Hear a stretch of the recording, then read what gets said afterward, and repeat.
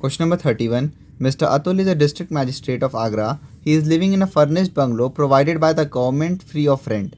His salary is 65,000 per month. The rent of unfurnished bungalow as per government rule is 1000 rupees per month, but its fair rental value is 7500 rupees per month. He is provided furniture of the value of 20,000 rupees. जब government के case में rent free house मिलता है तो इसमें बस सीधे हम licence fee determined by government, यानी कि गवर्नमेंट आखिर कितना पैसा ले रही है, तो उनसे 1000 पर मंथ ले रही है, तो 1000 इंटू 12 कर देंगे। फिर उसके बाद उसमें ऐड कर देंगे फर्नीचर का बस 10% और less if any amount paid by employ. और फेयर रेंटल वैल्यू से हमें कोई मतलब नहीं होता है यहाँ पे। ही इज़ प्रोवाइडेड हो गया, he is getting 500 per month as entertainment allowance. तो इंटरटेनमेंट अलावेंस ये गवर्नमेंट एम्प्लॉय हैं, इसलिए पहले तो हम पूरा लिख देंगे अपने फॉर्मेट में 500 इंटू 12 6000 रुपीज़। उसके बाद फिर हम जो कैलकुलेशन करते हैं वो करेंगे और जो भी उसमें से एग्जेम्प्ट होगा ग्रॉस सैलरी में से उसको माइनस कर देंगे। एंड 10% DA जब भी लिखा होता है ऐसे कि 10% DA, इसका मतलब होता है कि ये सैलरी पे 10% DA कह रहा है, यानी कि 10% DA रिटायरमेंट है। ये जो भी 10% आएगा सैलरी का, जैसे कि 65,000 पर मंथ है सैलरी, इसको जब कैलकुलेट कर लेंगे फिर उसका 10% निकालेंगे और वो DA रिटायरमेंट हो जाएगा। Compute is taxable salary. Solution देखते हैं 31 का। सबसे पहले कंप्यूटेशन ऑफ टैक्सेबल सैलरी, फिर फॉर द असेसमेंट ईयर 22-23, फिर सबसे पहले बेसिक सैलरी, तो क्वेश्चन में दे रखा है 65,000 रुपीज़ पर मंथ। 65,000 इंटू 12 ये आ गया 7,80,000 रुपीज़। उसके बाद क्वेश्चन में रेंट फ्री हाउस प्रोवाइड किया गया है, तो नीचे कैलकुलेट करेंगे rent free house. Rent free house, ऐसे तो रेंट फ्री हाउस में सबसे पहले हम salary for rent free house calculate करते हैं, लेकिन ये गवर्नमेंट एम्प्लॉय का केस है और गवर्नमेंट एम्प्लॉय के केस में हमको सैलरी की ज़रूरत ही नहीं पड़ती है। फॉर्मूला होता है licence fee determined by government, मतलब गवर्नमेंट जितना पैसा उनसे ले रही है, तो फिर वो है 1000 पर मंथ। तो 1000 रुपीज़ इंटू 12 ये आ गया 12,000 रुपीज़। फिर इसमें ऐड कर देते हैं, क्योंकि इनको फर्नीचर दिया गया है, प्रोवाइड किया गया है, तो 10% of furniture, that is 10% of 20,000 rupees.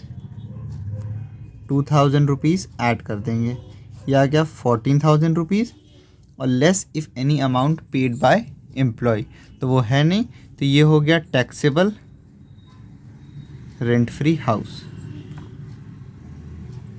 फिर उसके बाद रेंट फ्री हाउस की वैल्यू यहाँ पे पुट कर देंगे 14,000 रुपीज़। रेंट फ्री हाउस के बाद क्वेश्चन में दे रखा है इंटरटेनमेंट अलावेंस। इंटरटेनमेंट अलावेंस, तो इंटरटेनमेंट अलावेंस पहले तो हम लोग यहाँ पूरा ले लेंगे जो भी दिया है, 500 इंटू 12 मतलब कि 6,000 रुपीज़ हो जाएगा ये। अब क्योंकि ये गवर्नमेंट एम्प्लॉय है तो इनको डिडक्शन भी मिलेगा, वो हम लास्ट में कैलकुलेट करते हैं। उसके बाद इसमें 10% DA बोला है, यानी कि DA रिटायरमेंट पे 10% ऑफ 7,80,000 रुपीज़। वैसे यहाँ हम ये नहीं लिखते हैं, यहाँ बस हम DA लिखते हैं, तो ये हो गया 78,000 रुपीज़। फिर इसको पहले टोटल कर लेंगे, ये आ जाएगा 8,78,000 रुपीज़। फिर ये हो गया आपका ग्रॉस सैलरी, इसमें से लेस करते हैं पहले स्टैंडर्ड डिडक्शन जो कि है 50,000 रुपीज़, और गवर्नमेंट एम्प्लॉय हैं तो इंटरटेनमेंट अलावेंस भी, तो इंटरटेनमेंट अलावेंस का पहले एग्जेम्प्टेड वैल्यू कैलकुलेट कर लेंगे। इंटरटेनमेंट अलावेंस, सबसे पहले इसमें हम लेते हैं एक्चुअल अलाउंस जो रिसीव्ड होता है इंटरटेनमेंट का, वो है 6,000 रुपीज़, एक्चुअल अलाउंस जो रिसीव हुआ है। उसके बाद फिर 1/5 ऑफ बेसिक सैलरी, तो बेसिक सैलरी यहाँ पे है 7,80,000 रुपीज़,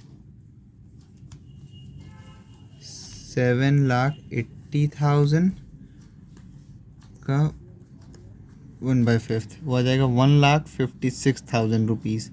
उसके बाद फिर तीसरा पॉइंट होता है 5,000 रुपीज़ पर एनम, तो इन तीनों में से जो भी लेस होता है वो एग्जेम्प्ट हो जाता है, तो 500 rupees being the less amount ये डिडक्ट हो जाएगा।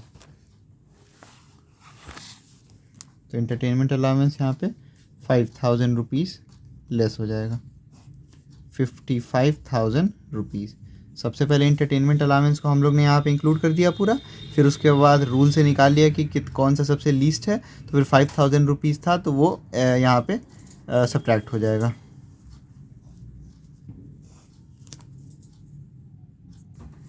ये आ जाएगा 8,23,000 रुपीज़ टैक्सेबल सैलरी।